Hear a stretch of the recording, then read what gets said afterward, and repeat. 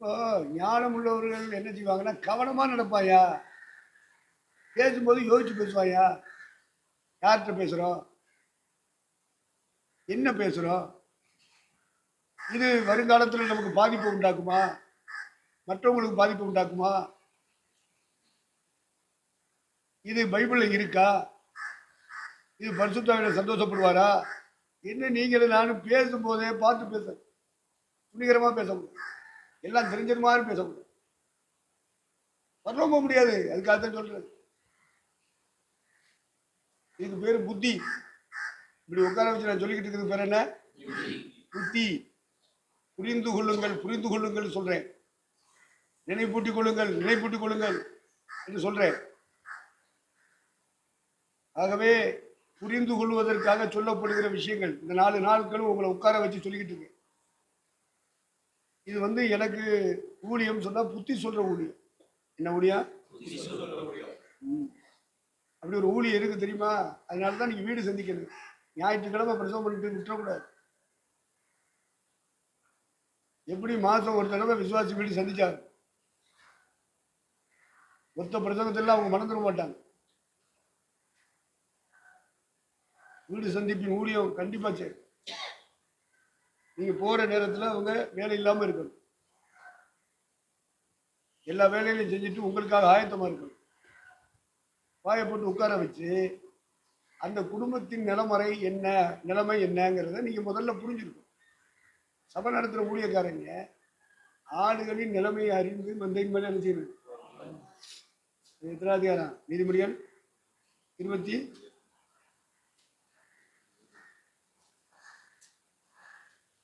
எத்தனாதிகாரம்யா? ஆடுகளின் நிலைமை அறிந்து வாசி.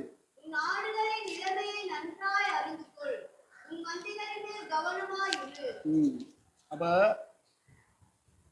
வீடு சந்திக்கிற ஊழியம்னு ஒண்ணு இருக்கியா? சபை நடத்துற ஊழியக்காரங்களுக்கு மனோகர் ஐயா செய்ய மாட்டார். அவர் பேர் என்ன? மோகன். அவர் என்ன ஊழியம் செய்ய முடியும்? கீழே இருக்கிற ஊழியக்காரங்களுக்கு தான் ஊழியம் செய்ய முடியும். அவர் போய் வீடு வீடா சந்திச்சு ஊழியம் செய்ய முடியாது.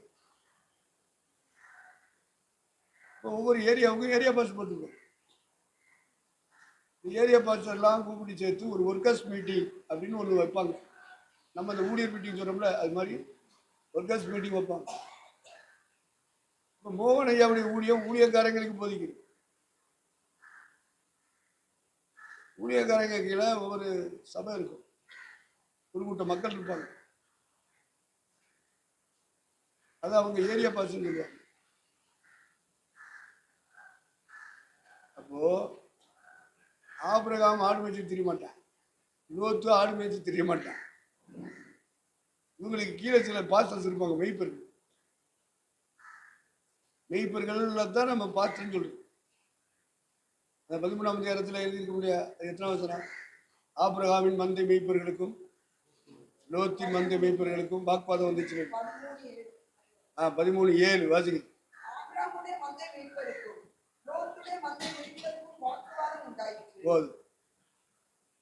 இருக்க மாட்டாங்க ஊழியக்காரன் ஒருத்தருக்கு மெய்ப்பர்கள் சண்டை போட்டு தான் இருப்பேன். ஆனா மெய்ப்பர்களுக்கு மேல தலைவர்களா இருக்கிறாங்க. ஆபிரகாம், லோத்து. ஆபிரகாம் கீழே நிறைய மெய்ப்பர்கள் இருக்காங்க, லோத்துக்கு கீழே நிறைய மெய்ப்பர்கள் இருக்காங்க. ஒவ்வொரு மெய்ப்பருக்கும் ஆடுகள் பிரித்து கொடுக்கப்பட்டிருக்கு. ஒருத்தருக்கு 50 ஆடு, ஒருத்தருக்கு 100 ஆடு இதெல்லாம் கொடுப்பாங்க. எல்லா ஆடுகளையும் சேர்த்து தான் ஆபிரகாம் மொத்தத்தில் பேர் வாங்குவான், லோத்து பேர் வாங்குவான். அப்போ மெய்ப்பொருட்களை கீழே வச்சு மந்தையா பிரித்து கொடுப்பாங்க.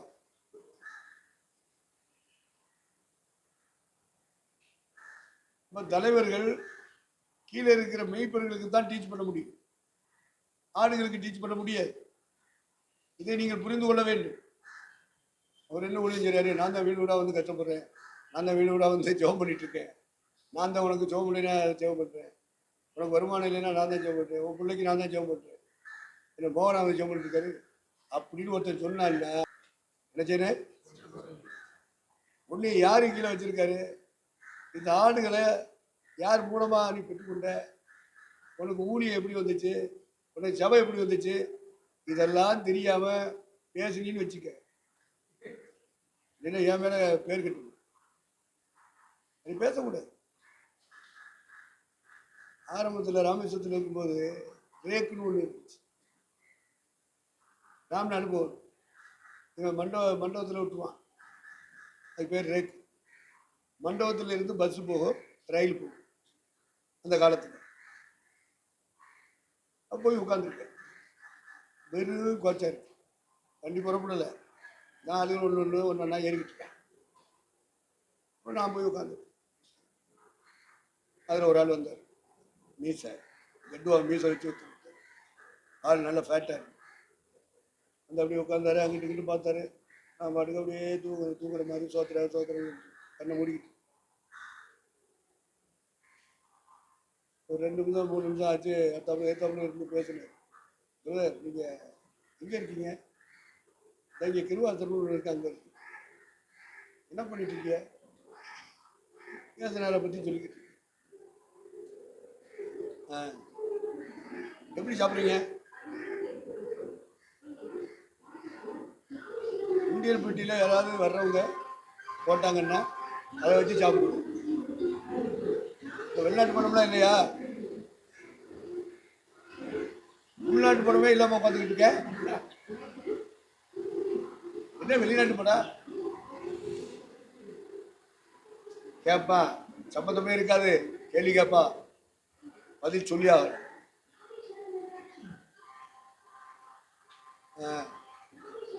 உண்டியல் பெட்டியில் போட்டா சாப்பிடுவீங்க, போடலாம் என்ன பண்ணுவ? எப்படி இருக்கும் நமக்கு? நான் பழைய ஆளா இருந்தேன். டே நீ யாரு? என்னை பார்த்து இத்தனை கேள்வி கேட்கிறேன், நான் பதில் சொல்லிட்டே இருக்கேன். என்ன நீ யாரு அப்படின்னு கேட்டுட்டு. இப்போ பைபிளை தூக்கிட்டேன், கேட்க முடியாது, அடங்கி இருக்கு, அடங்கிக்கிட்டு இருக்கு. பரிசுத்தாவி இருக்கு, அதான் அடையாளம். பொறுத்தது போது பொங்கி எல்லாம் எந்திரிச்சிடக்கூடாது. ஆவியான போயிடுவாரு, நீ பொங்கிக்கிட்டே இருக்க வேண்டியதான். பொங்கி பொங்கி பொங்கி பொங்கி பொங்கி வானு கையை தட்டி பாட்டு பிடிச்சிக்கிட்டு இருக்கலாம், வரலோத்து போக முடியாது.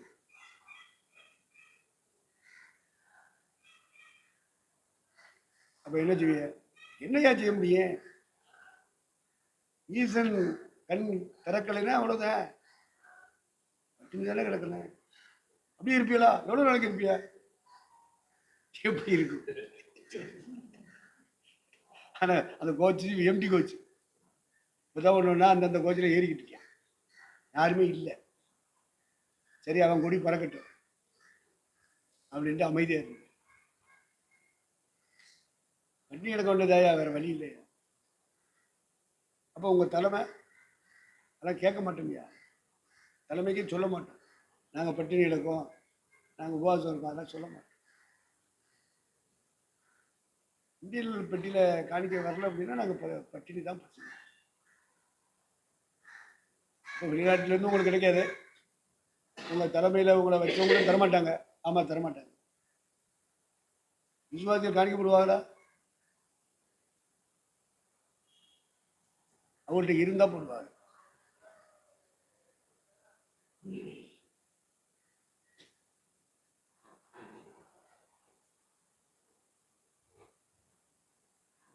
அப்ப அங்கிட்டு ஒரு சபை இருக்க, தேவ சபைன்னு சொல்லி, அவங்க யாரு? எங்க மச்சான் இருக்கு. பள்ளி என்னெல்லாம் கேள்வி கேட்கிறான் பாரு, சம்மந்தம் இல்லாத. அவங்களும் எங்களை மாதிரி என்ன செய்யறாங்க, இயேசுவை பத்தி சொல்றாங்க. ஐயா ஐயா ஆளு பிடிக்கலாம் நீச்சல்லாம் என்ன. அப்ப இந்த பரிசுத்தாவின்னு சொல்றாங்களே, ஆமையா பரிசுத்தாவி இருக்காது. அந்நிய பாஷைன்னு சொல்லி பேசுறாங்களே, ஆமையா பரிசுத்தாவி யார் மேல வந்து இறங்குறாரோ அவங்க எல்லாம் அந்நிய பாஷை பேசுவாங்க.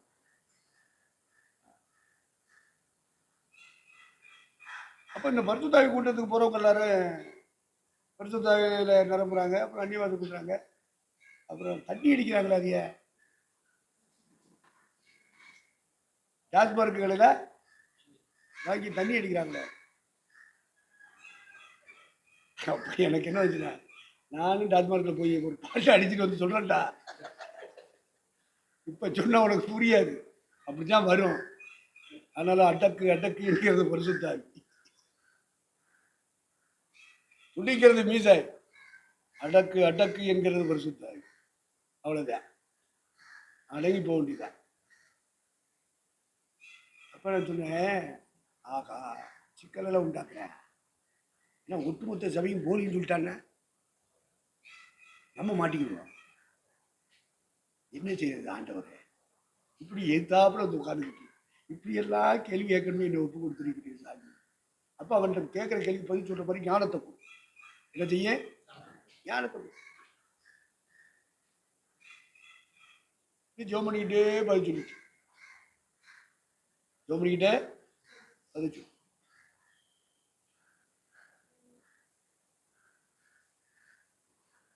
அடுத்து சொல்கிறேன், நான் அந்த சபைக்கு போகிற விசுவாசிக்கிறேன். சபைக்கு போகிற ஆகா, அதையும் விடக்கூடாது, இவனையும் இழக்கக்கூடாது. நீ சிக்கலுக்குள்ள சிக்கியிருக்கான். இப்போ தெளிவான பதில் இந்த ஆள்கிட்ட இருந்து வருமானு நம்மளை ஜோதிச்சுட்டே இருந்திருக்காங்க ஒரு நேரம். என்ன பதில்? குழப்பமான பதில் இல்லை, சமாளிக்கிற பதில் இல்லை, தெளிவான பதில். அப்போ அந்த சபையை நம்ம குறையும் சொல்லக்கூடாது. அப்படியா, நீ அந்த சபையா, அந்த சபைக்கெல்லாம் போகாத, அது அப்படித்தான் இருக்கு, இப்படியெல்லாம் சொல்லக்கூடாது. பார்த்துக்கிட்டு அதுக்குத்தான் நான் இப்போ சொல்லித்தரேன், இப்படிலாம் சொல்லாதீங்க.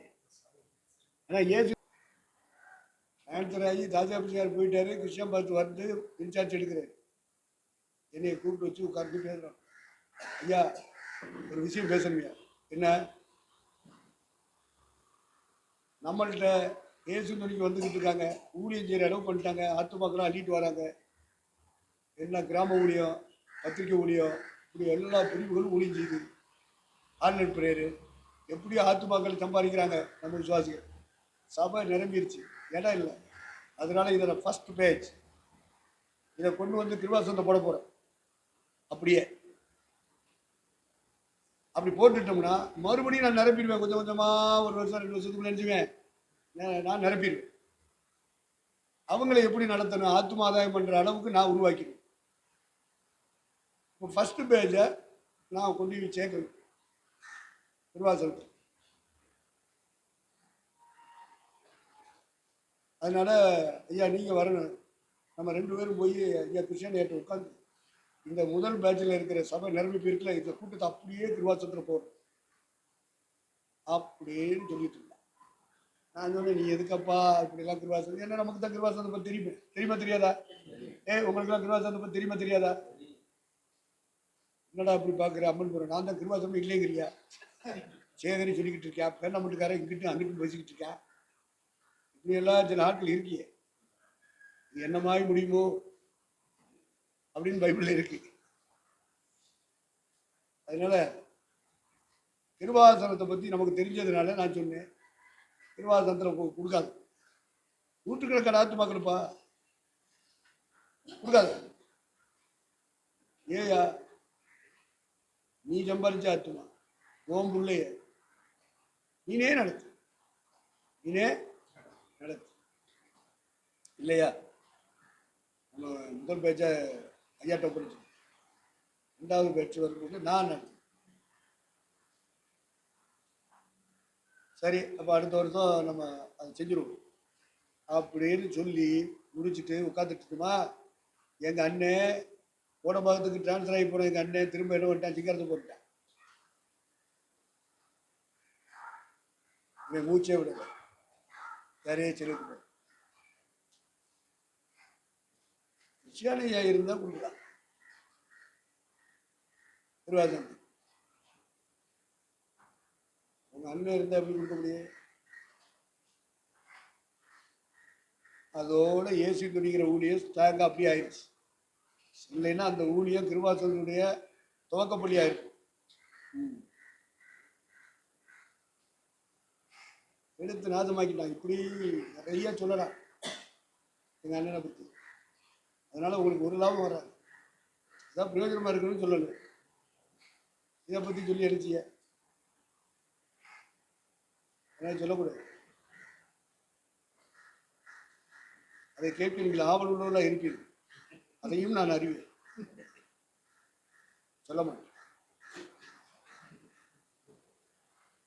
இல்லைன்னா ஒரு முறையா ஒரு லிங்க்ல என்ன செஞ்சிருக்கும், ஓடி இருக்கும். அதுக்கு இடம் இல்லாம கெடுத்து. இது எதுக்கு சொன்ன தெரியுமா? அந்தந்த விசுவாசிகள் சொல்றத கேட்டீங்கன்னா உங்களுக்குள்ள வச்சுக்கிறீங்க, ஜெபத்துல வைங்க. அடுத்த விசுவாசி நினைச்சக்கூடாது. சொன்னீங்கன்னா பரிசுத்தா இருக்க மாட்டாரு, விலகிடுவாரு. அதான் தெய்வ பயம். ஆஹா, இந்த விசுவாசி விஷயத்தை இந்த விசுவாசி நினைச்சக்கூடாது, சொல்லக்கூடாது. சொன்னோம் அப்படின்னா நம்மகிட்ட பரிசுத்தாக இருக்க மாட்டாரு. சும்மா பாட்டு பாடிக்கிட்டு இருக்கலாம், சும்மா ஜெபம் பண்ணிட்டு இருக்கலாம், கிடைக்கிற காணிக்கை தருவாத வாங்கி தின்னுக்கிட்டு இருக்கலாம். ஆவியானவர் நடத்த மாட்டார். அதனால நீங்க என்ன செய்யணும்? ஒரு விசுவாசி சொல்ற ஒரு விஷயத்த இன்னொரு விசுவாசி சொல்லாது. ஒரு ஊழியக்காரன் சொல்ற விஷயத்த இன்னொரு ஊழியக்காரன் சொல்லாத. அந்த ஆவி முதல்ல உன்னை விட்டு வெளியேறது. அது உள்ள இருந்துகிட்டு இருந்துச்சுன்னா அதுதான் ஒண்ணு நடத்தும். பரிசுத்தா நடத்த மாட்டார். நாம அப்படி விடுதலை ஆனாதான் சபை மக்கள் என்ன செய்ய முடியும்? விடுதலையாக்க முடியும். அதனால ஒரு ஒரு குற்றச்சாட்டை சொன்னாங்கன்னா, இப்போ எங்க சகோதரிமார்கள் மேல நானோ மோசஸோ குற்றச்சாட்டு சொல்லணும்னா, எங்க ஐயா வாரம் வாரம் ஏதாவது ஒரு புதன்கிழமை வருவார். நாங்கள் எல்லாரும் புதன்கிழமை அங்கே போயிடுவோம், சிங்காரத்துக்கு. செவ்வாய்க்கிழமை இங்கே வந்துடுவோம். வியாழக்கிழமை அரசு மலை போயிடுவோம். இப்படி எங்கள் ஊழியக்காரங்களுக்குள்ள ஒரு ஒழுங்கிருச்சு. அப்போ அந்தந்த ஊழியத்துக்கு எங்கள் ஐயா குரு வரும்போது சகோதரிமார்கள் தனியா சொன்னா எங்கள் ஐயா ஏற்றுக்கிற மாட்டார். நல்லா கவனிங்க. தனியா சொன்னா எங்கள் ஐயா ஏற்றுக்கிற மாட்டார். அவர் அப்படி பண்ணாரு, பிரதர் இப்படி பண்ணாரு, அப்படி பண்ணாரு, இப்படி பண்ணாருன்னு சொன்னா ஏற்றுக்க மாட்டார். சரி சரி, அவரை கூப்பிடு, இந்த பிரதர் கூட்டிட்டு வா.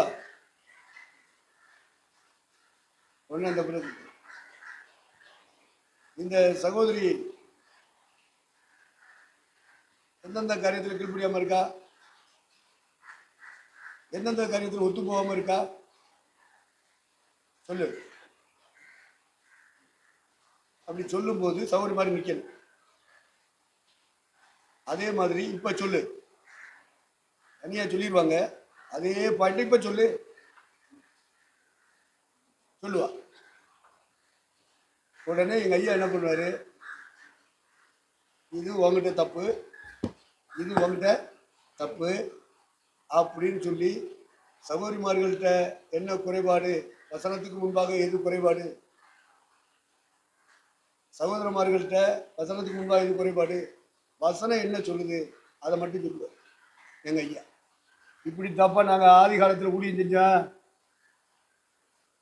அப்படித்தான் நாங்க வளர்ந்தோம், நாங்க வந்த பாதை அதுதான். இப்படி நேருக்கு ஒருவர் குற்றங்களை ஒருவர் அறிக்கையிட்டு நீ காலை ஜெபம், மத்தியான ஜெபம், நைட்டு ஜெபத்தில் உட்கார்ந்தினா பரிசுத்த ஆவியானவர் அங்கீகரிப்பார். உண்மையான குறைபாடாக இருந்தால் மனம் திரும்பணும். இதுதான் பரிசுத்த ஆவியானவர் தங்கி இருந்து நடத்துகிற சபை. ஐயாட்ட சொல்லக்கூடாதுன்னா உனக்குள்ள அசுத்தாவியா பரிசுத்தாவியா? நாங்கள் இப்படி வளர்ந்தோம், எங்கள்கிட்ட பரிசுத்தாவி இருந்தார், அதனால நாங்கள் இப்படி வளர்ந்தோம். எங்களை வளர்த்துல உங்கள்கிட்ட இருக்கிற அசுத்தாவி, பொருளாதாவி, சாத்தினாவி, இதை வச்சுதான் நாங்கள் நிதானிப்போம். எனக்கு தெரியாம நீ எப்படி சபையில நீ இருக்கலாம்? முதல்ல சொல்லு, எப்படி நீ பரவம் போவ? அந்த சபை மக்கள் எப்படி பரவம் போவாங்க? திருட்டு நாயின்னு சொல்லுவனா இல்லையா? நீ பிரசவம் பண்றதுனால நீ வீட்டு நாய் கிடையாது. நான் நேற்று சொன்னேன், நான் வீட்டு நாய், மந்தையை காக்கிற நாய் அப்படின்னு சொன்னேன். மந்தையை காக்கிற நாய், ரெண்டாவது வீட்டு நாய். வீட்டு நாய்னா என்ன சொல்லுங்க? வீட்டு நாய்னா என்ன புரிஞ்சுக்கணும். வீட்டு நாய்னா எஜமானுக்கு முதல்ல உண்மையா இருக்கணும். வீட்டு நாய்ங்கிறது என்னது? எஜமானுக்கு வாலாட்டு. வாலாட்டுறதுல என்ன? அந்த வீட்டில் அவன் தான் நமக்கு எஜமான்.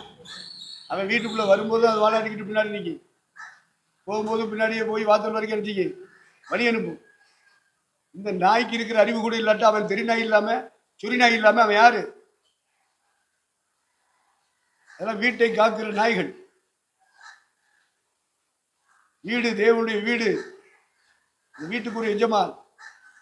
அந்த எஜமானுக்கு கீழே சில எஜமான கத்தர் வைப்பார். சாந்த குணம் உள்ளவர்களுக்கு மட்டுமல்ல, முரட்டு குணம் உள்ளவர்களுக்கும். வாசி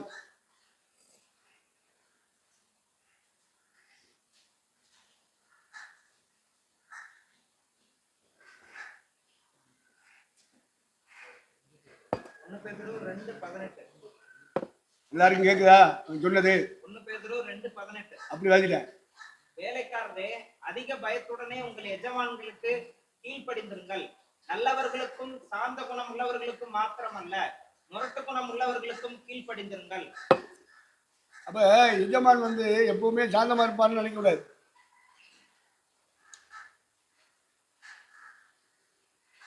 சாந்த குணம் உள்ளவர்களுக்கும் நல்லவர். எல்லாரும் நல்லவனா இருப்பான்னு நினைக்க கூடாது. எஜமான் நல்லவனும் கிடையாது, சாந்த குணமும் இல்லைன்னு வைங்க. சாந்த குணமும் இருக்காது, நல்லவனாவும் இருக்க மாட்டான். இப்படிப்பட்டவன உங்களுக்கு தலைவனா தேவன் வைக்கிறாரு. நீங்க என்ன செய்வீங்க? என்ன செய்வீங்க? இதுதான் நீங்க படிக்கணும்.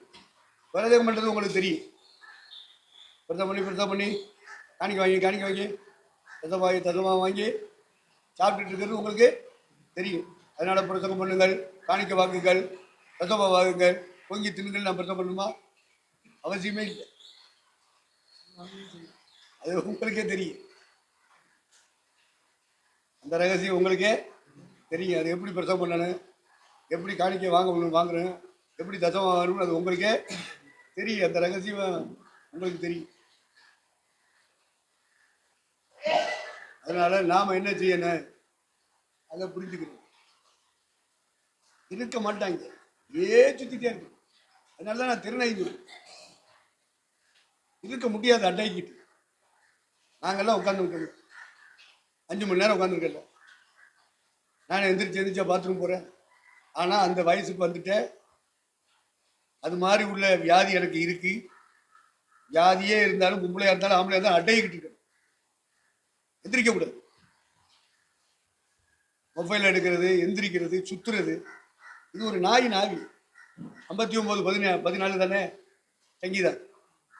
ஆமான்னு சொல்றீங்க. எடுத்து வாச்சு.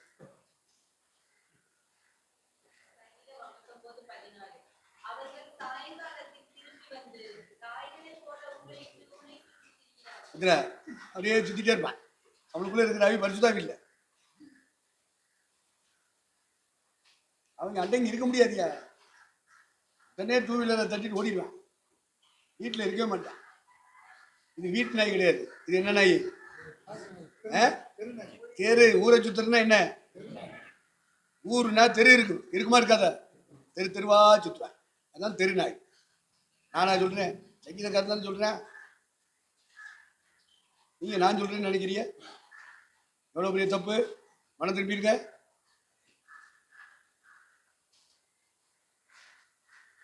அப்போ தெருவா சுத்திக்கிட்டு வர்றது, சுத்த வைக்கிறது, அது என்ன ஆவி? என்ன ஆவி உள்ள இருக்கு? பரிசுத்தாவி கிடையாது. விசேஷம் சொல்றதுக்காக போற, வீடு சந்திக்கிறதுக்காக போற, புத்தி சொல்லு, ஆலோசனை கொடு. ஞாயிற்றுக்கிழமை பிரசங்கம் தான் பண்ணுவ, புத்தி சொல்ல மாட்டேன், ஆலோசனை சொல்ல மாட்டேன். அந்த குடும்பம் மனம் திரும்பணும். நீ ஞாயிற்றுக்கிழமை பண்ண பிரசங்கத்தை கீழ்ப்படியணும்னா நீ என்ன செய்யணும்? வீடு சந்திக்கணும். வீடு சந்திக்கணும். அவங்களுக்கு வேலை இல்லாத நேரம் பார்த்து உட்கார வைக்கணும். அவங்க கூட்டி பாய விரிச்சு ஒரு பயபக்தி. அதான் பயபக்தின்னு அடையாளம். மற்றதெல்லாம் வேஷம், பெந்தேகோஸ்தே வேஷம். பாஸ்டர் வாராரு, ஊழியக்காரர் வாராருன்னா அவங்க என்ன செய்யணும்? வீட்டை கூட்டி சுத்தம் பண்ணி எல்லாத்தையும் ஒழுங்குபடுத்தி பாய விரிச்சு ஒரு பயபக்தியோட உட்காந்து. உங்களுக்கு ஒரு சேரை போட்டால் சேரில் உட்காரு. சேரே போட்டுட்டா எங்க சேருன்னு கேட்கக்கூடாது. பாய விரிச்சிருக்கா படக்குன்னு உட்காந்து. இல்லையா, நான் சேர்லயே உட்காந்து போடணும். நீ ஊழியம் செய்யவே லாய்க்கு இல்லையே. நீ பைபிளை கீழே வச்சுட்டு போயிடுறது நல்லது. என்ன தலையாற்ற? நீ உண்மைன்னு சொன்னாலும் சரி, உண்மை இல்லை என்று சொன்னாலும் சரி, இதுதான் சத்தியம். ஏன்னா லூக்கா 14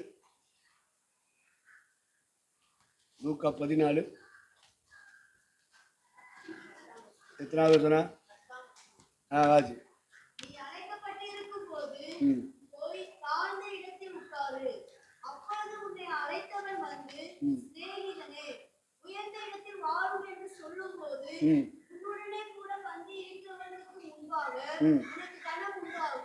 போதும்.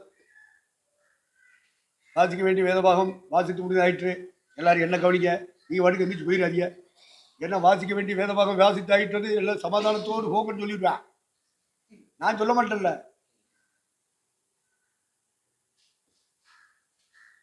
அப்போ நீ ஒரு கூட்டத்துக்கு போற, ஒரு வீட்டுக்கு போற, ஒரு வீட்டு கூட்டம் நடத்த போற,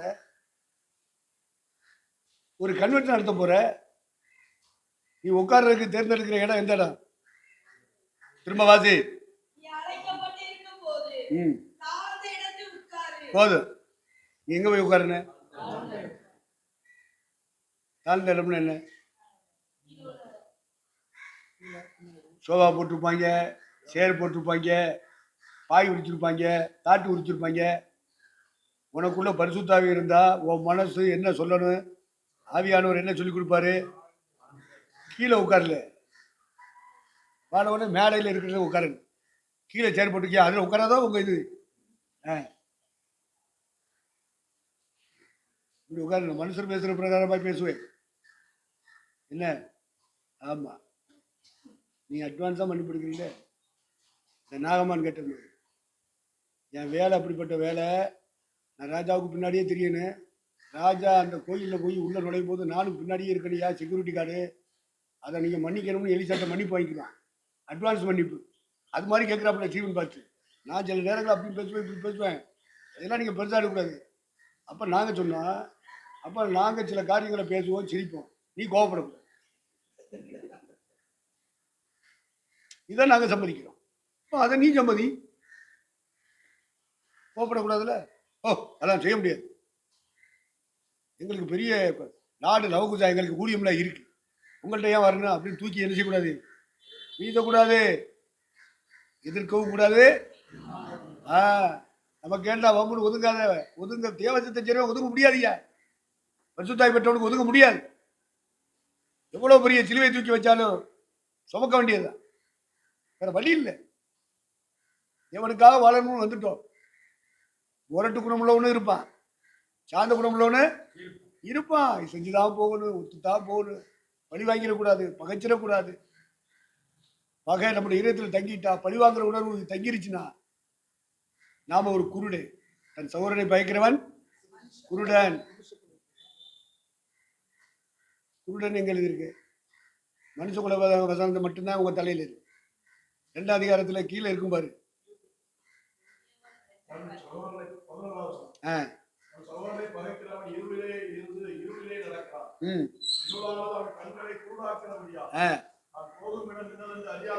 பாத்தீங்களா, நான் சொல்றது ஆவிக்குரிய குருடன், ஊழியக்காரன். அப்ப முரட்டு குணம் உள்ளவனும் நம்மள்கிட்ட இருப்பான், சார்ந்த குணம் உள்ளவனு இருப்பான். அவர் ரவுடி பாஸ்டர் அப்படிலாம் சொல்லக்கூடாது. என்ன பாஸ்டர்? Rowdy pastor. ஏட்டா அவன் என்ன ரவுடியா? ஒழுங்குபடுத்துனா இப்படி செய்யா அப்படி செய்யான்னு சொல்லுனா, இவ்வளவு கேட்குற பணம் கொஞ்சம் குறைச்சி குடியான்னு கேட்டால் அவர் ரவுடி பாஸ்டர். ஞானமுள்ள பாஸ்டர் இல்லையா? புறசாலியான ஸ்திரீ ஞானம் விளங்க தன் வாயை திறக்கிறார். வாயை திறந்து பேசும்போது சத்தமா பேசும், கொஞ்சம் வாலிபம் கூட்டி பேசுவாரு, நீ வாலிபம் குறைச்சி பேசுற. இவ்வளவு வித்தியாசம். சாந்த குணம் உள்ளவன் வாலிபம் குறைச்சி பேசுறான். முரட்டு குணம் உள்ளவன் அது நேச்சர், ஹியூமன் நேச்சர். அதனால அவனை போய் எப்படி பாஸ்டர்னு சொன்னா எப்படி? சொல்றவனும் பாஸ்டர். சொல்றவனு யாரு? ஒரு காத்து மலைக்கு நிக்க மாட்டேங்குது, எல்லாம் பொழு பொழு பொழு இங்க விழுது. இதை சரியா போடுறாருன்னு சொல்லி கொடுத்தா அது ரவுடி பாஸ்டர். இந்த பொறுப்பை ஜீவாட்ட கொடுத்துட்டு நான் அப்படி வர்றது, சாப்பிட்டீங்களா, சாயா சாப்பிட்டு, இவர் தான் நல்ல பாஸ்டரு. ஜீவா சொல்லிடுவானா என்னை நல்ல பாஸ்டர்? அவனுக்கு தான் தெரியும் என்ன பத்தி.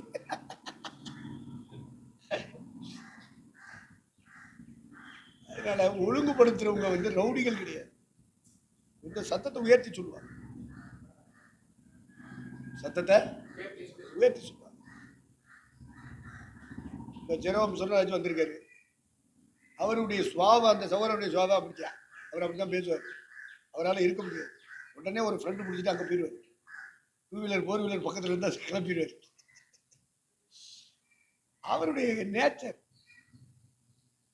அதனால என்ன செய்ய, பிள்ளைகளை பெத்தாச்சு, நம்ம தான் நடத்தணும். அதுக்கு மூலமா ஏதாவது பிரச்சனையா தெரிஞ்சுன்னா நம்ம தான் சகிச்சுக்கிறோம்.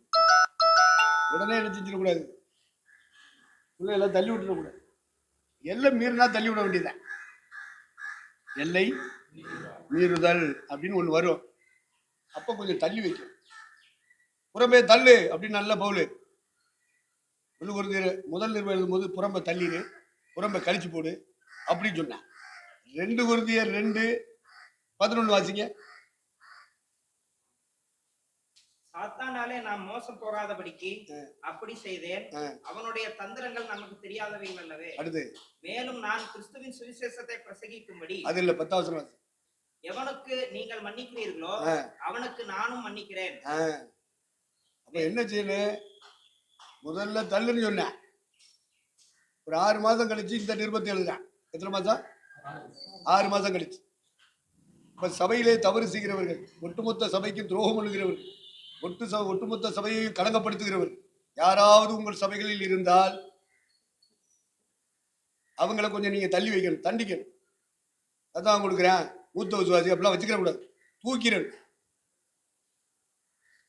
அதுக்கு ஆதாரம் 1 Corinthians 5. நீங்க சபை நடத்துற ஊழியக்காரங்க இந்த சத்தியத்தை அறிஞ்சிருக்கும். உபதேசம் கொடுக்குறாரு, நல்லா உதவி ஊழியம் செய்றாரு, பாட்டார நடத்துறாரு, தசவா நல்லா கொடுக்குறாரு அப்படின்றதுக்காக சபையை நாசமாக்கிறாரு, பரிசுத்தாய் விளையிடுவது. நீங்க தெய்வ பயம் உள்ள தெய்வதாசமாரா இருந்தால் புறம்பே கழித்து போடுங்கள் அப்படின்னா என்ன அர்த்தம்? எவ்வளவு காலத்துக்கு அந்த கேள்வி வரணும்.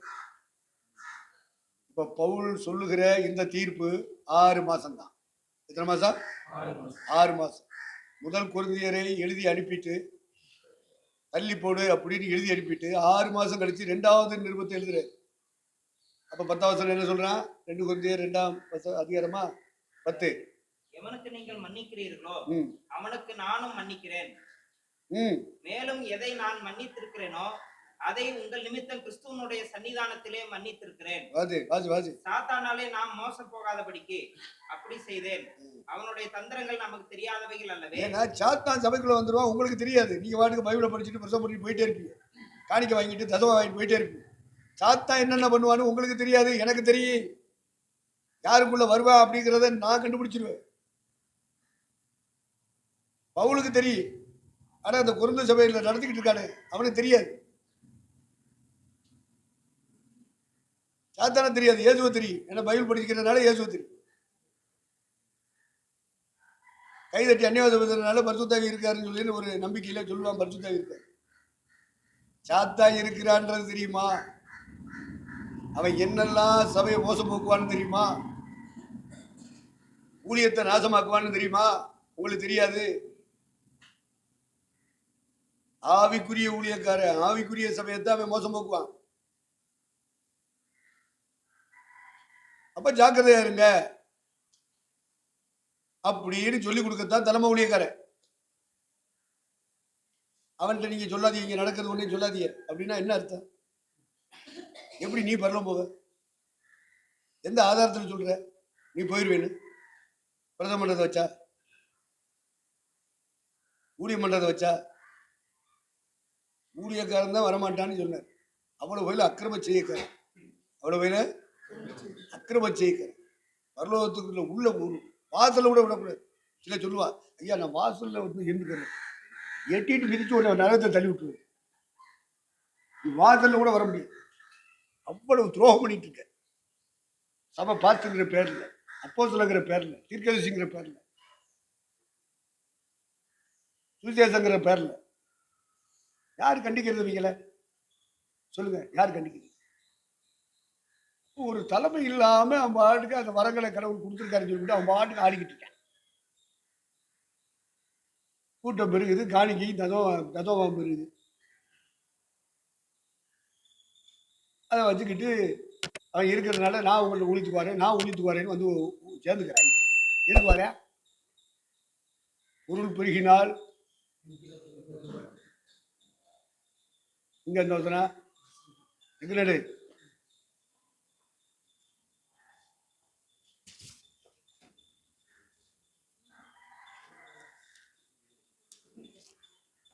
எந்த புத்தகத்துல பாருக்கு? சங்கீதமா? என்னம்மா? வாசி. அடுத்து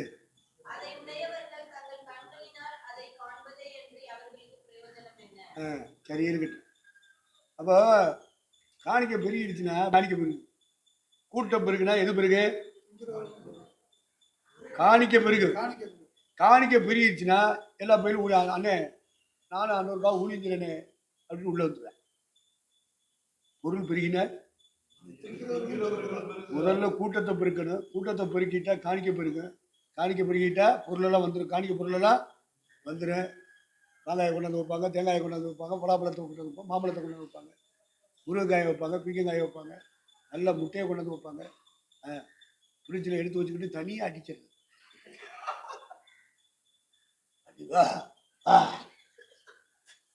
ஊதி முறுக்க கொண்டாந்து வச்சா ஒழிச்சு வச்சுக்குது.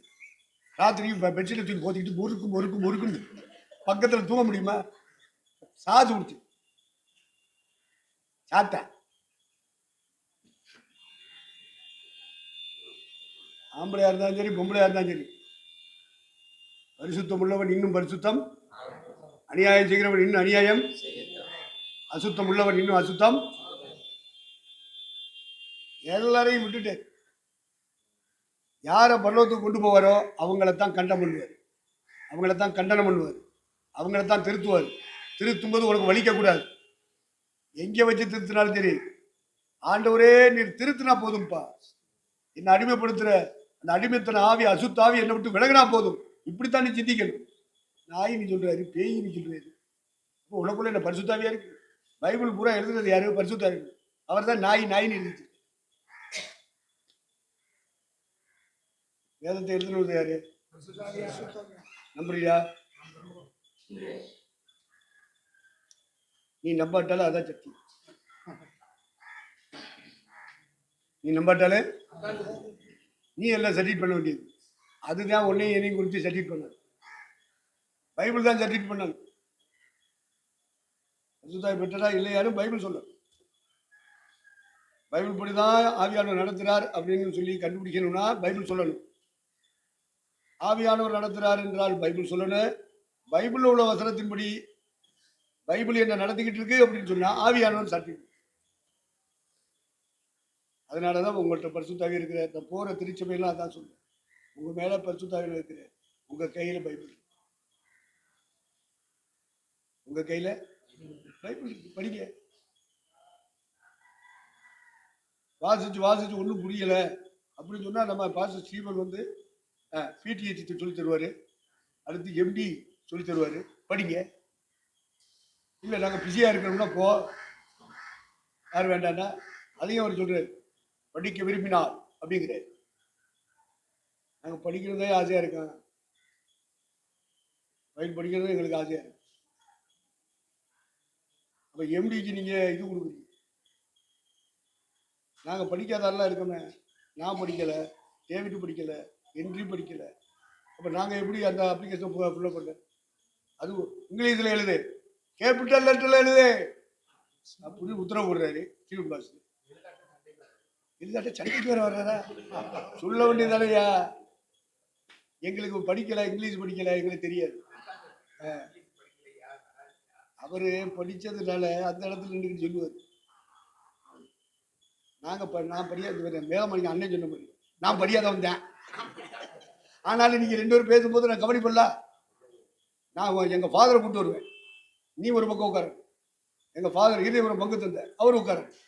2 பேரும் பேசும்போது நான் கவனிப்பேன். நான் படியாதவன் தான். ஆனா 2 பேரும் பேசும்போது எந்த பக்கம் நீதி இருக்கு நான் கண்டுபிடிச்சிட்டு பார்த்துக்க. அதனால நீ பேசுறது சத்தியமானால் நான் என் தம்பி வேதமாணிக்கத்தோட எங்கள் குடும்பத்தோட உன் கிருவாசனத்துக்கு வரேன். எங்கள் ஃபாதர் பேசுறது சத்தியமானால் என் தம்பியை நீ விட்டுரு. சரியா? சரியா. கூட்டிகிட்டே வரல. அவங்க ஃபாதரை கூட்டிகிட்டே வரல. இப்போ என்ன பண்ணிட்டாரு? அவங்க தம்பி இங்கே இருந்தாரு. இப்போ பொண்டாட்டி கூட்டிகிட்டு அவர் இங்கே வந்துட்டார் திருவாசனத்துக்கு. கோயம்புத்தூரில் வேதமாணிக்கம் இருக்கும்போது கத்தரவரை சந்திச்சு. ஆனால் அந்த தானே இருந்தார். அப்புறம் இங்கே குருபிச்சர் வந்தபோது எல்லாரும் குடும்பமாக வர ஆரம்பிச்சு. அப்போ குடும்பம் மட்டுமல்ல, நீ கத்தரா இயேசு கிறிஸ்துவை விசுவாசி நீ ரசிக்கப்படுவாய், வீட்டார் ரசிக்கப்படுவாங்கன்ற மட்டும் இல்லை, அந்த குருபிச்சர் கிராமத்தையே வளர்ந்துட்டால வேதமாணிக்கம்.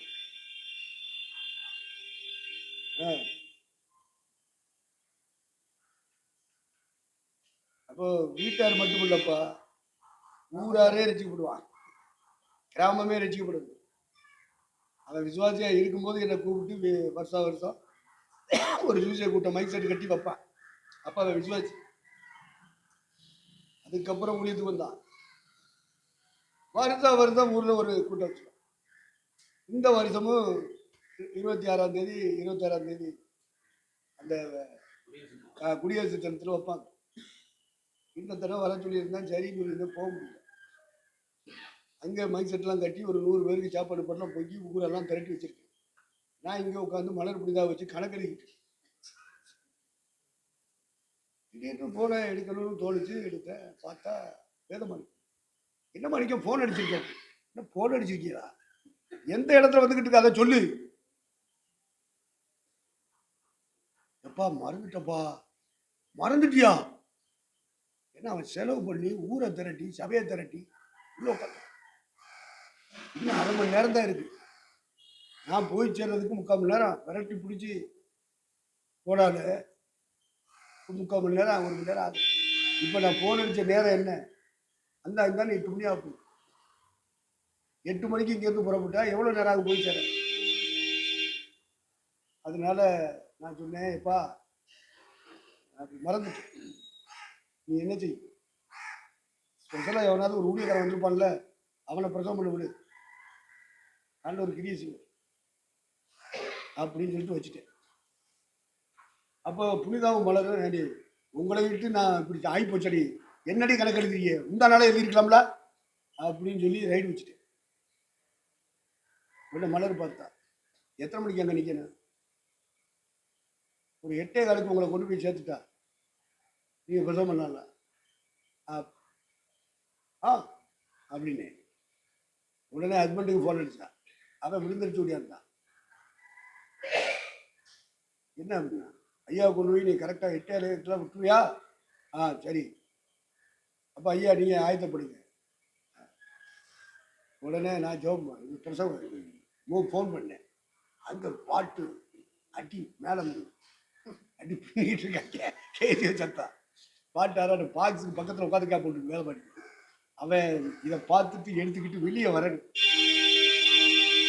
அதுக்கே 5 நிமிஷம் ஆகுது. இந்த மாதிரி கீழ் கத்திக்கிட்டு இருந்தா என்ன விளக்கு சொல்றது புரியுமா? புரியாது. அவன் அப்புறம் வெளியே வந்தான். அப்போ நான் சொன்னேன், எப்பா நான் எப்படி 8:30 வந்து மைக்க பிடிச்சிடுறேன். 8:30லேருந்து 9 1/2 மணி நேரம் போதும் எனக்கு. மக்கள் இருப்பாங்களாப்பா? பார்த்தேன். வேண்டாம், நீங்க வர வேண்டாம். வரவே என்னப்பா அப்படி சொல்ற? ஏன் 8:30 மணிக்கெல்லாம் சாப்பாடை வச்சிடன்னு? அதுக்கு கிராமங்கள் பல கிராமங்களுக்கு போய் சேரணும். அத்தனை இருட்டு. அதனால 8:30க்கு சாப்பாடை கொடுத்தா தான் 9 மணிக்குள்ள முடிச்சுட்டு அதுக்கு வீட்டுக்கு போகிறதுக்கு தான் நேரம் இருக்கு. அதனால நீ வரும்போது பயங்கர லைட் அடிச்சுக்கிட்டு எதிரும் புதிருமா போக்குவரத்து இருக்கு. அதுல இந்த ஸ்பீடில் நீ விரட்டிட்டு வந்தீங்கன்னா அது வேற ஆபத்து இல்லை. வேண்டாம், வரவே வேண்டாம். என்ன அது நான் ஏற்பாடு பண்ணி தரேன். நீ அமைதியா, நீ என்ன செய்ய அமைதியா அப்படின்னு சொல்லிட்டான். அப்புறம் அடுத்த நாள் பாஸ் மீட்டிங்கு, மாவட்ட ஊழியர் கூட்டா அங்கே போகணும். அங்கே போயிட்டு ஆயத்தப்பட்டு இருப்போம். வேதமாணிக்கம் ஒரு ஊழியக்காரனை கூப்பிட்டு வர்றான். என்னப்பா இவர் தான் நீங்கள் வராத இடத்த நிரப்புறது. இவர் தீர்க்கதரிசிப்பா. ஆமா, அவன் அவன் நம்ப மாட்டான். யார் வேதமாணிக்கான் கணக்கிடுவானப்பா. இப்ப நான் வராம இருந்தது தேவ சித்தம்ப்பா. ரொம்ப ஆச்சரியமா இருந்திருக்குமே. ஆமா ஆமா ஆசீர்வாதம் அவன் ஆசீர்வாதம் அவன் ப்ராபதி சொல்லுவான். ஏன்னா பல இடங்கள்ல மேடை போட்டு சுவிசேஷ கூட்டம் பல கிராமங்களில் நடத்தும் போது இவன் 2-3 தடவை வந்திருக்கான். நான் சுவிசேஷத்தில் முடிச்சுட்டு அடுத்து ஜெபம் பண்ணுவோன்னு சொல்லும் போது இவன் தான் அவ்வளோ பேருக்கு தலையில கை வச்சு ஜெபம் பண்ணுவான். இதே ப்ராபசிட்டான். அதுக்கு கிராம மக்களா கடவுள் அருள்வாக்கு சொல்றேன். என்ன வாக்கு? அருள்வாக்கு. நம்ம என்ன ரேமான்னு சொல்லிக்கிட்டு இருக்கோம், இல்லைன்னா தீர்க்கதரிசனம் சொல்லிட்டு இருக்கோம். அட்டி எல்லாருக்கும் தலையில கையை வச்சு தீர்க்கதரிசனம். அப்போ அந்த எட்டமே கலகலத்தம். நம்ம மைக்கை பிடிச்சிக்கிட்டு அசையாம இருந்தா இப்படி வச்ச மைக்கு அங்கிட்டு போகாது இங்கிட்டு போகாது இப்படியே சொல்லிக்கிட்டு வந்து அவன் தீர்க்கதரிசி. அதனால சொன்னேன், எப்பா தீர்க்கதரிசியப்பா, இப்போ நேற்று நான் வராது தேவசித்தம் தான்ப்பா. அவன் ஒண்ணுமே சொல்லல, கம்முன்னு இருக்கான். நீ சமாளிச்சுக்கிட்டா இருக்க, வராம இருந்துட்டு அது தப்புன்னு உனக்கு வாய்க்க பண்ண தெரியல, தேவசித்தம்மா.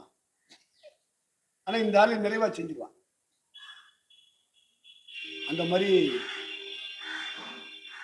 அந்த ஊழியக்காரனை மாவட்ட ஊழியர் தேவனுடைய திருச்சபை நடத்துறவங்க கவனிக்கணும். இதெல்லாம் சொல்றதுக்காகத்தான் காலையில வந்தேன். வேற மாதிரி போயிடுச்சு. நான் உங்களை நடத்திட்டு இருக்கிற ஊழியம் வந்து பைபிள் ஸ்டடி இல்லை, புத்தி சொல்லும் ஊழியம். என்ன சொல்லுங்க? புத்தி சொல்லும் ஊழியம். என்னையா நடந்துச்சு? அவர் பைபிள் ஸ்டடின்னு சொல்லிவிட்டு என்னென்னத்தையோ பேசிட்டு இருக்காரியா. என்ன அவர் பைபிள் ஸ்டடியா சொன்னாரு? கிடையவே கிடையாதுயா அப்படிம்பாங்க. உங்களுக்கு நான் செய்கிற ஊழியம் புத்தி சொல்ற ஊழியம் தான் ஃபர்ஸ்ட். என்ன ஊழியம்? அப்போ சொல்ற ஊழியர்கள் 2 அதிகாரம் 40 என்ன சொல்லியிருக்கு? நான் அநேக வார்த்தைகளாலும் சாட்சி கூறி மாறுபாடுள்ள இந்த சந்ததியை விட்டு விலகி உங்களை ரட்சித்துக் கொள்ளுங்கள் என்றும் புத்தி சொன்னான். இப்போ பெரிய அப்போஸ்தலனா இருந்தாரு, பைபிள் ஸ்டடி ஊழியம் இல்ல, ஆராதனை ஊழியம் இல்ல, பாட்டு ஊழியம் இல்ல, என்ன ஊழியம் இது? புத்தி சொல்ற ஊழியம்பா.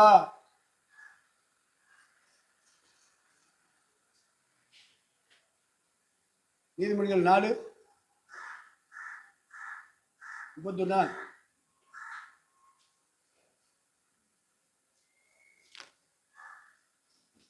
நீதிமொழிகள் 4 எத்தனாவது அதிகாரம் எத்தனாம் வசனம்?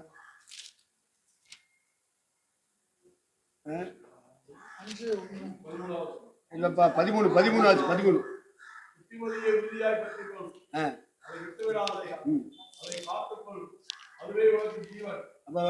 அப்ப இந்த வசனம் படிச்சிருந்தா நீங்க சொல்லுவீங்களா? என்னை குறை சொல்லுவீங்களா? இதுவே உங்களுக்கு ஜீவன், ஆத்மீக ஜீவன். ஆனா நீங்க சொல்லுவீங்க அது என்ன ஜீவனாவா இருந்துச்சு, ஜீவனை எடுக்கிற மாதிரி இருந்துச்சு. அப்ப அப்படி சொல்ல வைக்கிறது எந்த ஆவி? அது ஜீவன் சொல்ல வைக்கிறது எந்த ஆவி? அதை வச்சு நீங்க கண்டுபிடிங்க எது பரிசுத்தாவி. 4:13 என்ன சொல்லுது நீதிமொழிகள்ல? திரும்ப வாசி.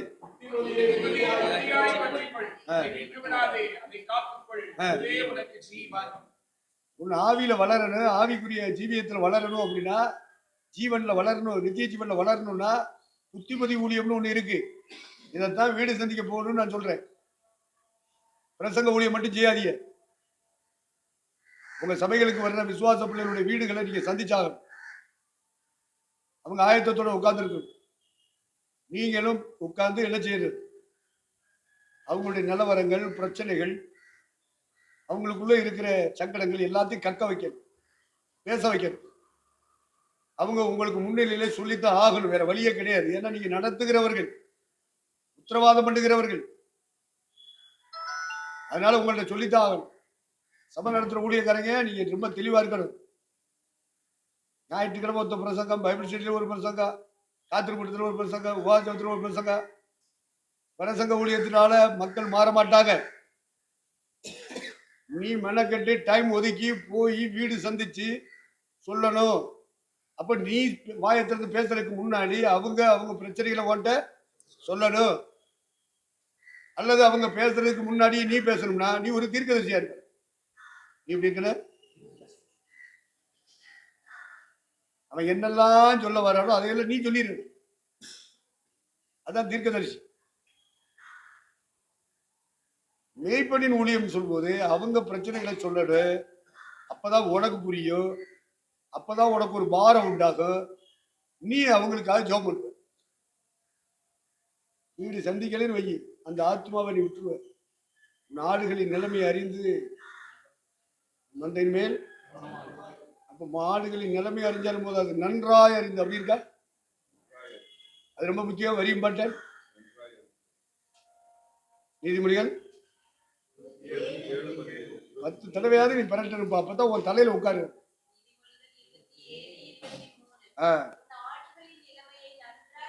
போதுமா? நன்றாய் அறிந்து. நீ ஞாயிற்றுக்கிழமையோ பைபிள் ஸ்டடியிலையோ உன்னால அறிய முடியாது. அது புரிஞ்சுக்க. நீ மெய்ப்பனானால், நீ சபை ஊழியக்காரனால் வீடு விசிட் பண்ணித்தான். அவங்கெல்லாம் உங்ககிட்ட வருவாங்க, சபைக்கு ஆராதனைக்கு வருவாங்க, பைபிள் ஸ்டடிக்கு வருவாங்க, உபவாசத்துக்கு வருவாங்க, ஆன்லைன் பிரிவு வருவாங்க, காத்துக்கிட்ட வருவாங்க, பெண்கள் முகாம் வருவாங்க, வாலிபர் முகாம்னு வருவாங்க, சிறுவர் முகாம்னு வருவாங்க. அவங்க வீட்டுக்கு நீ போகணுமா இல்லையா? நீ வாட்டுக்கு ராஜா மாதிரி உட்காந்துட்டு இருந்தா நீ ராஜா தான்.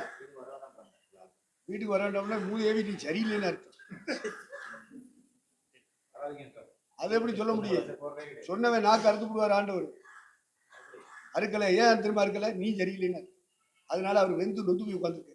இப்படிப்பட்டவங்களெல்லாம் ஊழியத்தில் கொண்டா வச்சிருக்காங்க. அதனால அவர் வெந்துகிட்டே இருப்பார். போகணும். நீ சபை பாஸ்டர் ஆனால் போ, நீ ஆடுகளின் மெய்ப்பனால் போ. அதெல்லாம் ஆவியானவர் நடத்துற பாதை, மெய்ப்பர்கள் நடத்துற பாதை. அப்போஸ்தலர் போகணும்னு அவசியம் கிடையாது, தீர்க்கதரிசி போகணும்னு அவசியம் கிடையாது, பைபிள் காலேஜ் நடத்துற போதகர்கள் போகணும்னு, சுவிசேஷர்கள் போகணும்னு அவசியம் கிடையாது. அவன் ஊழியத்தை செய்வான். மெய்ப்பர்கள்ல அவன் ஆடுகளின் நிலைமை அறியணும்னு அங்க போய் உட்கார்ந்தா தான். கூட்டத்துக்கு வருவாங்க, நீங்க வாட்டுக்கு லாடு லவகுசா மாதிரி ஒரு பிரசங்கம் பண்ணுவீங்க. கீழ்படி கீழ்படி அப்படிப்பா. அவன் 1008 பிரச்சனையில, பொண்டாட்டிட்ட பிரச்சனை, பிள்ளைகள்கிட்ட பிரச்சனை, வேலைக்கு போன இடத்துல பிரச்சனை, கடற்கார வட்டிக்கார, கவர்மெண்ட் வேலை பார்த்தாலும் அங்க 1008 பிரச்சனை, அத்தனையும் நொந்து வெந்து ஆண்டவர் ஏதாவது பேச மாட்டாரான்னு வந்து உட்காந்துருக்கான். நீ அங்க நின்றுக்கிட்டு அதிகாரம் செலுத்திட்டு இருக்க. வரட்டு வாயை திறவுங்கள், நன்மையால் நிரப்புவார். நீ பேசாம இருந்தாலே நன்மை வந்து.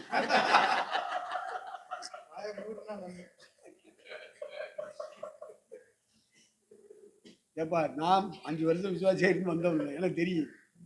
நான் வாழ்ந்துட்டு வந்தவன். சும்மா கற்பனை பண்ணி பேசுறேன். ஒவ்வொரு ஸ்டெப்பா கடந்து வந்தேன். ஏன்னா வாயை திறவுங்கன்னு சொல்லுவாங்க, நன்மையால் நிரப்புவாருன்னு சொல்லுவாங்க. சத்தமாய் துதியுங்கள், துதி. இவனுக்கு ஒரு பிரச்சனை வச்சா இவன் துதிக்க மாட்டான், இவன் தோற்றம் பண்ண மாட்டான். ஊழியக்கார பயிலையா அவன் விருப்பப்படி இருப்பான். ஆனா அங்கே மைக்க பிடிச்ச உடனே வந்துடும், துதியுங்கள் துதியுங்கள் துதியுங்கள். அதனால நம்முடைய வாழ்க்கையை சோதிக்கணும்ப்பா. அந்த வாழ்க்கையில மெய்ப்பர் ஊழியம் செய்ய முடிய அழைக்கப்பட்ட மெய்ப்பர்கள் 2வது ஊழியம் சபைக்குள்ள செய்யற ஊழியம் மட்டும் இல்ல, வீடுகள் தோறும் போகும். வீடுகள் தோறும் போகும். அப்ப போய் உட்கார்ந்து பேசு. போனோமா, பாயப்பட்டோமா, சேரப்பட்டாங்களா, உட்காந்தோமா, காலிஸ் கொடுத்தானா, சொல்லிட்டா கொடுத்தானா, சீனி வாரிப்பட்டானே, சீனி போடாத, எனக்கு சுகர். ஆமா, நான் சாயெல்லாம் குடிக்க மாட்டேன் போ அப்படின்ட்டு உனக்கு விருப்பமானதை வாங்கி ஊற்றிட்டு வந்துடக்கூடாது. சோத்ராம் ஒரு பாட்டை பாடுறது, ஒரு வேதை வாசிக்கிறது, அப்புறம் ஆண்டவரே ஆசீர்வதின்னு சொல்றது. ஆசீர்வதின்னு சொல்லிட்டீல, உன் பைபிளை தூக்கிட்டு வெளியே போகணும்ல, அப்படியே நிற்கிற. போயிட்டு வரவா, அப்போ வரவா, அப்போ நாங்கள் போயிட்டு வரவா, எதுக்கு அப்படிலாம் சொல்லிட்டு நிற்கிற? போக வேண்டியானு. அவன் கொண்டுகிட்டு ஓடியாரணும். இருங்க பாச, இருங்க பாச, இருங்க பாச, அதெல்லாம் இருக்க முடியாதுன்னு சொல்லணும். ஆமாம், அவன் வந்து முன்னாடி வந்து மறைக்கணும். அதுக்கப்புறம் அவன் காணிக்க கையில் கொடுத்தானா வா, போவா போவான்னு கேட்டுக்கிட்டு இருந்தீங்கன்னா நான் அந்த இடத்துக்கு வந்தேன்னு வச்சுக்க, வேற மாதிரி ஆகிப்போம். அதனால அப்படி நம்முடைய தரத்தை என்ன செஞ்சிடக்கூடாது, குறைச்சிடக்கூடாது. அந்த காசை வச்சா நம்ம வாழ போறோம். ஆபிரகாம் விசுவாசி, விசுவாசத்துல பேசுறான். சோதோம் பட்டணத்தினுடைய தலைவன் அரசன் பேசுறான். எனக்கு நீ போய் என் ஜனத்தையும் என் பொருள்களெல்லாம் நீ யுத்தம் பண்ணி கொண்டு வந்துட்ட, எனக்கு பொருள்கள்லாம் வேண்டாம், ஜனத்தை மட்டும் விட்டுரு அப்படின்னு. அப்பத்தான் சொன்னான் முதல் விசுவாசி. என்ன சொன்னான் தெரியுமா?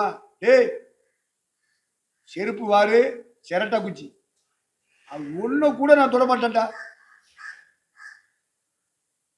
நீ ஆபிரகாமை ஐஸ்வர்யம் நாக்குனாய் என்று நாளைக்கு பேசப்படும்.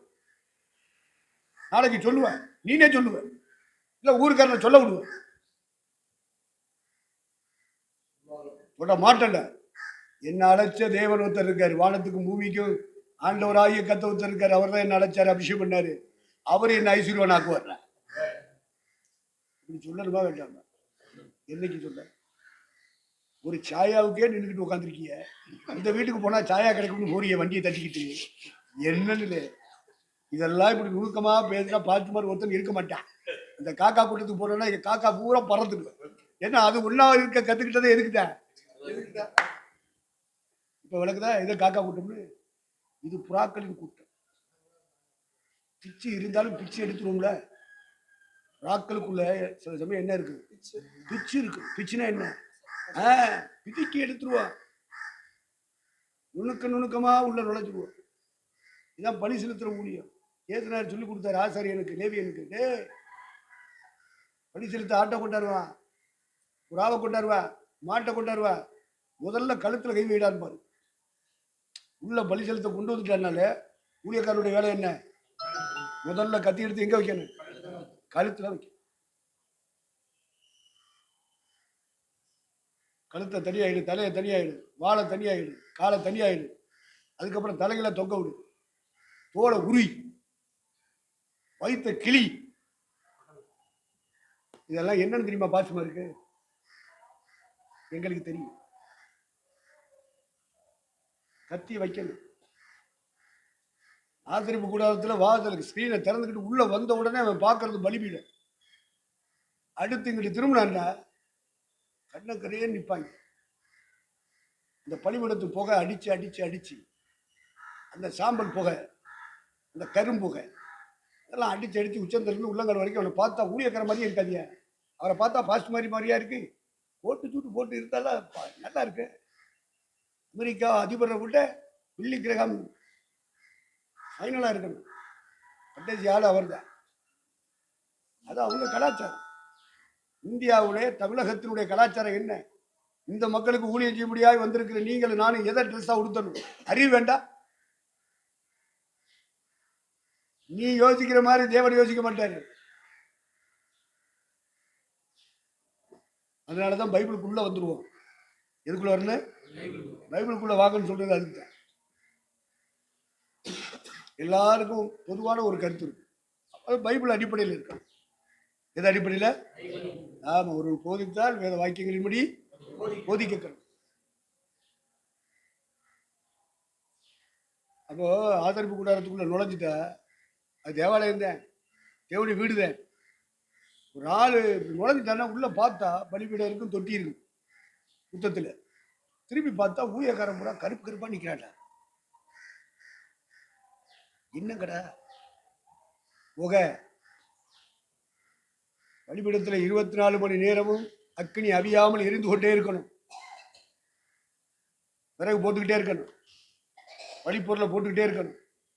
அது குப்புன்னு போட போட புகை வந்துக்கிட்டே இருக்கும். அந்த புகை அந்த எல்லை முழுவதும் மூடும். நிற்கிற ஊழியக்காரங்க எல்லாம் ஆசாரியன் லேவியனும் கருப்பு கருப்பா இருப்பான். கோயிலுக்குள்ள சில ஊழியக்காரன் போயிடுவான், ஆசாரியன் அவனுக்கு பேரு, அவன் தப்பிடுவான். அவன் ட்ரெஸ்ஸே வித்தியாசமா இருக்கும். அதுல பிரதான ஆசாரியன் ஒருத்தர் இருப்பான், தலைமைக்குழு தலைமை ஊழியக்காரன். அப்போ கூடாரத்துக்குள்ள நுழைஞ்ச உடனே, ஆலயத்துக்குள்ள நுழைஞ்ச உடனே இந்த பலிபீடத்துக்கு பக்கத்துல ஊழியம் செய்யறவன் மூஞ்சி முகர அம்புட்டு கருப்பா புகை சாம்பலா இருக்கும்யா. அவன் ட்ரெஸ் எப்படி இருக்கு சொல்லுங்க? எப்படி இருக்குது? சொல்லுங்க. இதெல்லாம் உங்க மனசுக்கு விளங்கணும். சும்மா பைபிளை தூக்கிட்டு நானும் பார்த்தேன்னு சொல்லிட்டு தெரியக்கூடாது. தெரியணும். இதான் புத்தி சொல்ற ஊழியம்.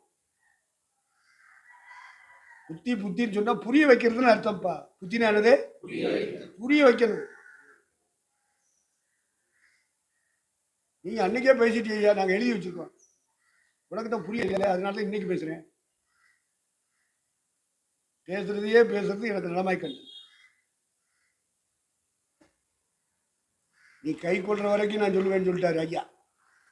ஐயாவை நேசிக்கிற ஒருத்தன், அவன் ஆராய்ச்சியாளர், சிக்ரியில் வேலை வைக்கிறான், சயின்டிஸ்ட். அப்போ ஆராய்ச்சி நடக்குது. இப்போ எப்போ பார்த்தாலும் கிறிஸ்டியன் பாஸ்டர் மேலே குறை சொல்லிட்டு இருக்காங்க. அப்போ ஐயா வந்து பிரசவம் பண்ணிட்டு இருக்காரு. முதல் வாரம் என்ன பிரசவம் பண்ணாரோ அதே வாரத்தில் 2வது வாரம் போயிருக்கு அதே பிரசங்கத்தை. அப்போ கிறிஸ்டியன் ஐயாவுக்கு ஆதரவாளர்கள் என்ன சொல்கிறான், ஆராய்ச்சி இருக்கும்போது பரிசுத்தாளி நிரம்பி கிச்சு சொல்கிறான் ஒருத்தன். சொல்லிட்டு அவன் தீர்க்கதரிசனம் சொல்லாம, என்னுடைய தாசன் ஒன்றே பேசுவார். அதாவது ஒரே பிரசங்கத்தை ஓயாம பண்ணாதேன்னு சொன்னா இவன் ஆதரவு தெரிவிக்க, அது தீர்க்கதரிசனமாப்பா. கிச்சு அவன் சயின்டிஸ்ட், அவன் அந்நியவாதம் அப்படித்தான் இருக்கான். நீங்க ஒவ்வொருத்தரும் சொல்ற அந்நிய பாஷையை நீங்க ரெக்கார்ட் பண்ணுங்க. நீங்க அடுத்து அந்நியவாதம் பேசுறீங்களான்னு நான் பாக்குறேன். சும்மா எல்லாம் டிராமா. நீங்க அதெல்லாம் செக் பண்றது இல்லை. அந்நிய பாஷையை ரெக்கார்ட் பண்ணுங்கடா. ஒருத்தருக்கு ஒருத்தர் பேசுறதெல்லாம் ரெக்கார்ட் பண்ணாது. அந்த கிரிமினல் வேலையெல்லாம் வேண்டாம். அந்நிய பாஷையை ரெக்கார்ட் பண்ணு. என்னுடைய தாசன் அவர் ஒன்றே பேசுவார் அப்படின்னு கூட்டம் முடிஞ்சு. அப்போ விசுவாசி மனோவரனை பிடிச்சார். டே என்ன திங்க, ஏன்னா அவர் தான் எதிர்ப்பு தெரிவிக்குது, இன்னும் ஒரே சப்ஜெக்டை பேசிட்டு இருக்காரு அப்படின்னு. அதுக்கு இவங்க எல்லாரும் சேர்ந்து பாஸ்டருக்கு ஆதரவாளர் தீர்க்கதரிசனம், இவங்க ஆவியில் நிரப்பி தீர்க்கதரிசனம், என்னுடைய தாசன் ஒன்றே தான் பேசுவார். அவர் கூட்டம் முடியட்டுண்டா வச்சுக்கிறேன். என்னடா தீர்க்கதரிசனம்? டேய் அவன் சொன்னான்ல தீர்க்கதரிசனம், நீ என்ன சொன்ன அவன்கிட்ட? டேய் என்ன சொன்ன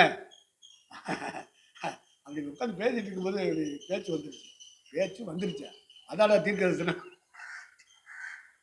பிடிச்சி ரைடு வச்சுட்டாரு. அதனால இந்த அந்நிய பாஷையில எல்லாம் என்ன செய்யணும், ரெக்கார்ட் பண்ணி அவங்களுக்கே போட்டு கொடுக்கணும். நீங்க வேற யாருக்கும் போட்டு கொடுக்கூடாது, அவங்களுக்கே போட்டு கொடுக்கணும். அப்போ அவங்க தங்களை இரவு செய்வாங்க, திருத்திக்கிடுவாங்க. இதுதான் புத்தி சொல்ற ஊழியம். புத்தி சொல்லுகிறவன் புத்தி சொல்லுகிறதிலும், போதிக்கிறவன் போதிக்கிறதிலும், நற்கிரியை செய்கிறவன் நற்கிரியை செய்கிறதிலும் தொடர வேண்டும் என்று 12 ரோமர் 12 இல்லையா? 12 எத்தனை? 9 10 8 9 வாசி.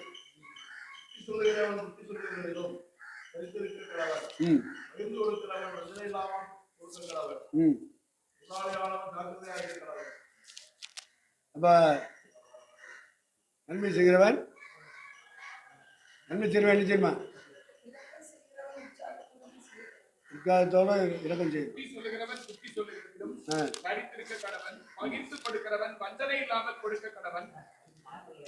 சரி, அப்ப கொடுக்கிறவன் எப்படி கொடுக்கணும்? வஞ்சனை இல்லாம கொடுக்கணும். அவன் வஞ்சனையோடு கொடுக்குறான்னு வச்சுக்க. இப்ப வாங்குகிறவன் எப்படி வாங்கணும்? அதை நீ சிந்திக்க மாட்டேன், இதைத்தான் சிந்திப்பேன். அதை சிந்திக்கணுமா இல்லையா? வாங்குகிறவன் எப்படி வாங்க வேண்டும், அதை அவன் எல்லாம் விட்டுட்டான். நான் தான் சொல்லி கொடுக்குறேன், வேற வழி இல்லை. அவன் கொடுத்தாலும் சரி கொடுக்கட்டாலும் சரி ஆபிரகாம் பேசுற மாதிரி பேசணும். வாங்குகிறவன் இடத்துல இருக்கிறவன் சில காணிக்கையை நீ தூக்கி வீசிதான் ஆகணும். சிலர்கிட்ட நீ தசவாமே வாங்கக்கூடாது. அவன் சபையை பயன்படுத்துவான், அவன் பேரும் போலும் சம்பாதிக்கிறது. அவனை புறப்பாக்கணும். ஒட்டுமொத்த சபையை அவன் நாசமாக்கிட்டு இருப்பான் உள்ள உட்காந்துக்கிட்டு. உனக்குன்னு ஒரு அதிகாரத்தை தேவன் கொடுத்துருப்பான். சபையை உன் கையில தான் கத்த தந்திருக்கு. விசுவாசிகள் கையில தேவன் ஒரு நாள் கொடுக்கல. அதை நீ புரிஞ்சுக்கிறேன். ஒருத்தன் கொடுக்குறவன் பெரிய முதலாளியா இருக்கிறவன் அதுக்கு என்னோட கொடுப்பான். அவன்கிட்ட தொழிலாளியா இருக்கிறவன் என்ன கொடுப்பான்? அவன் கொடுக்க தசமாக கம்மியாக தானே இருக்கேன். அதனால அவனை மாதிரி கொடுக்கலையா அப்படின்னு சொன்னா, இப்போ வாங்குகிறவன் வஞ்சனை இல்லாம வாங்கு. அவன் குறைச்சி கொடுக்குறியா, இவன் நிறையா கொடுக்குறியா. சில ஆளு குடிக்க கஞ்சி இல்லாமலே இருப்பா, சில நாட்கள் வேலை பார்த்துருப்பா, சில நாட்கள் வேலையே கிடைக்காது. அவன் முன்னாடி பிள்ளைக்கு கஞ்சி ஊற்ற முடியாம கடை வாங்கியிருப்பான். இப்போ வாங்குகிறவன் நீ எப்படி வாங்கணும்? இந்த அவன் கொடுத்தா இவன் கொடுத்தா நீ அப்பெல்லாம் கொடுத்த தத்தமாக இப்போ ஏன் கொடுக்க மாட்டேன்னு கேட்கக்கூடாது. வாங்குகிறவன் வஞ்சனை இல்லாமல் என்ன செய்யணும்? இதை நான் தான் சொல்லித்தர முடியும். பவுலாவது சொல்லிட்டு இருப்பேன். அவன் கொடுக்குறவனுக்கு மட்டும்தான் சொல்றான். வாங்குகிறவனுக்கு ஏதாவது சொல்லியிருக்காடா? அவனுக்கு தெரியும், அவனுக்கு சொல்லணும். என்னமோ இப்ப சொன்னா சரி வராது அப்படின்ட்டு விட்டுட்டான். சமயம் தெரியல. ஏன்னா எழுதுன பார்த்தேன் சில இடங்கள்ல சண்டை மூட்டுற மாதிரி கூப்பிட சொல்லுவாங்க. இந்த பர்ணவாவை கூப்பிட வேண்டிய பர்ணவாவை என் கூப்பிடல, அவனுக்கு சமயம் கிடைக்கும் போது வருவான்ப்பா அப்படின்னு தப்பிப்பான். அந்த மார்க்கு அவனுக்கு சமயம் கிடைக்கும் போது அவன் வருவான். இப்படித்தான் பேசணும் முடியாக்காரங்க, போட்டு விட்டுட்டு கூடாது, பிரச்சனையும் உண்டாக்கிட்டு இருக்க கூடாது. இப்படி உண்டாக்கிட்டோம்னா ஒருமனை இருக்காதுப்பா, வேற ஒண்ணு இல்லை, ஐக்கியம் வராது. நீ முதல்ல நிறுத்து, அடுத்தவன் நிறுத்துவான், ஆண்டவரை நிப்பாட்டிடுவார். சபையை பரிசுத்தமா கொண்டு போங்க ஐயா. சண்டை சச்சரவு பகை விரோதம் பழி வாங்குற உணர்வு இது எல்லாம் உங்களுக்குள்ள வந்துருச்சுன்னா உங்களுடைய ஆவிக்குரிய பார்வை மங்கிடும். அதைத்தான் குருடேங்கிற. சகோதரனை பயக்கிறவன் இருளிலே இருந்து இருளிலே நடக்கிறான், இருளானது அவன் கண்களை குருடாக்கு. இதெல்லாம் மனப்பாடம் பண்ணுங்க, அப்பத்தான் நீங்க தப்பி பரல வருவீங்க. இதை விட்டுவிட்டு உங்களுக்காக இயேசு யுத்தம் பண்ணுவார், உங்களை ஆசீர்வதிப்பார், இப்படியே சொல்லிட்டு அவன்கிட்ட காணிக்கை ததவாத்தி வாங்கி தின்னுட்டே இருக்குன்னு வச்சுக்க, நிலைமை பரிதாபம். 15-19 ஒண்ணு வருது.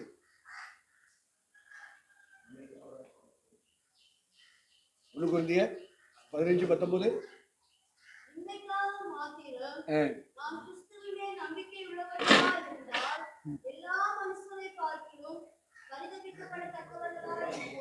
பாத்தியலா, இந்த உலக காரியத்துல மட்டும் கருத்தா இருக்க கூடாது, ஆவிக்குரிய காரியங்கள்ல கருத்தா இருக்கணும். அவன் தாரான் தரல, சில இடங்கள்ல வேண்டான்னு நீ சொல்லணும், காணிக்க போடாதேன்னு நீ சொல்லணும், தசபாகம் கொடுக்காதேன்னு சொல்லணும். உன் மேல அதிகாரம் செலுத்த ஒருத்தன் வரான் அப்படின்னா நீ இப்படி செஞ்சுட்டு நீ அதிகாரம் செலுத்து. நீ அதை வாங்கிக்கிட்டு நீ இப்படித்தான் இருக்கணும்னு சொன்னீங்கன்னா அது வரட்டு அதிகாரம், செல்லுபடி ஆகாது. ஆவியானவர் ஆமீன் போட மாட்டாரு. அவங்க செய்யற பாவத்தை நீ முதல்ல பாவத்திலிருந்து அவங்களுக்கு விடுவியாக்கு, அவங்கள போட சொல்லு காணிக்க, அவங்கள கொடுக்க சொல்லு தசபாகம். அதுக்கு உனக்கு அதிகாரம் இருக்கு. காணிக்க தசபாகம் சேர்த்துற உனக்கு அதிகாரம் இருக்கு. அதே மாதிரி அவங்க தப்பு பண்ணுவாங்கன்னா அவங்கள வெளியே தூக்கி வீசுறதுக்கு நீ ரெடியா இருக்கு. தசபாகம் கொடுக்குறாங்க, ஊழியத்தை தாங்குறாங்க, நீண்ட கால விசுவாசி, நான் இப்படி சொல்லுவேன். வயசானவங்க நான் இப்படி சொல்லுவேன், நீ சொல்லாம யார் சொல்லுவா? உன்னை எதுக்கு ஊழியத்தில் உன்னை மெய்ப்பண்ண வச்சிருக்கு? இதெல்லாம் வாழ்க்கையில கடந்து போட்டிய பாதப்பா. சும்மா ஒத்த பிரசங்கத்தை பண்ணிட்டு ஞாயிற்றுக்கிழமை புதன்கிழமை சனிக்கிழமை பண்ணிட்டு அப்படி இருக்காதீங்க. வீடு சந்திக்க உட்கார்ந்து பேசுங்க. அவங்க யாரை பத்தியாவது குறை சொன்னாங்கன்னா நீங்க உள்வாங்கிக்கிறீங்க. அந்த குறைபாடுகளை அவங்கள்ட்ட போய் சொல்லாதீங்க, உங்கள்கிட்ட போய் சொல்லாதீங்க. இந்த வார்த்தைக்கு நான் அங்கே போனேன் ஜெபம் பண்ணேன், உன்னைய பற்றி இப்படி பேசுகிறான் அவன், இப்படி பேசுகிறாங்க அப்படின்னு நீங்கள் என்ன செய்யக்கூடாது. சொல்கிற ஆவி பரிசுத்தாவி இல்லை, அது வேற ஆவி. பாஸ்டர் சிறுவன் சொன்னார், நீங்கள் வரும்போது இந்த மாதிரி அசைன்மெண்ட் கொடுத்துட்டு வரணும். வேற ஆவி என்றால் இல்லை, வேறொரு இயேசு என்றால் இல்லை, வேறொரு சுவிசேஷம் என்றால் இல்லை, எழுதிட்டு வாங்க அப்படின்னு சொன்னார். பார்ப்போம். நாங்கள் முதல்ல வர்றதானே நாங்கள் யோசிக்க வேண்டியிருக்கு. இதுக்கு மேலே நீ